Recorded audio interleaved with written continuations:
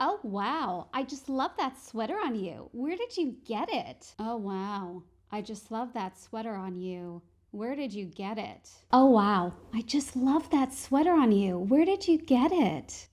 Hey actors, are you ready to practice your American intonation so you can really transform into the all-American character? By the end of this video, you're going to have some really useful tools for American intonation that you can use as practice every day.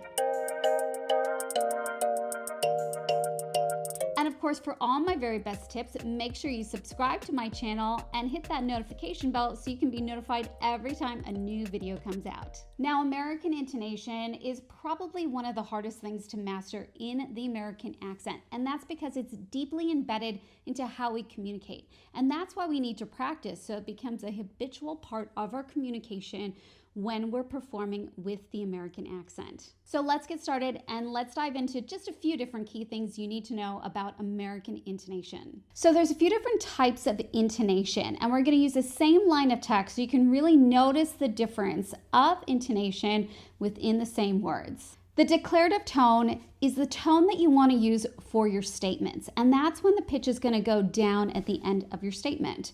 So for example, if you were going to say, "I love that sweater on you," we're going to bring the pitch down on you. The rising tone is the next intonation we're going to look at, and you want to use that for either questions or if you're showing any sort of concern or doubt. So if we take the same sentence and we add the rising tone, we're going to add an element of doubt, and it's going to sound like this. "I love that sweater on you. I love that sweater on you." So now we're bringing the pitch up on you where we're starting to almost question whether or not we like that sweater on you. So we're bringing that pitch up at the very end, and now we're adding that element of doubt. The next intonation is monotone, and that's where there's going to be no melody in the delivery. It's all going to be on the same note. So it's going to sound something like this. "I love that sweater on you." So this intonation you're going to use when your character is really bored, or if your character is just bored in general in life. And finally, the last intonation is the circumflex tone, and this is the most playful of all of the intonations. There's no rhyme or reason to this one, so you're going to have real extreme highs and lows in your melody. This is often used for sarcasm, so when your character is being really sarcastic. So taking that same line of text, it's now going to sound like this.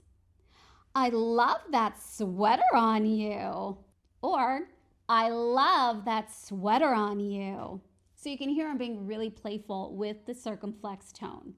So now you know more about American intonation, and the best part is you got your daily practice in for the day. And if you want more great tips on American intonation, make sure you click the link below to get your intonation guide. And I've got a really big announcement today. I am doing a 5-day American accent challenge starting on the 11th of January. It's totally free, so come on and join me for 5 days of in-depth American accent training. It's going to be really great. I did this back in October and it was a huge success, so I am back doing it again for 2021.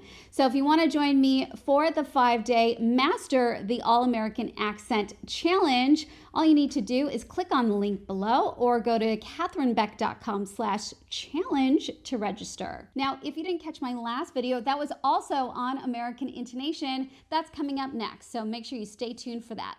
And if you like this video, make sure you hit the like button, subscribe if you haven't yet subscribed, and share it with your friends. Thanks so much, and I'll see you back here next time.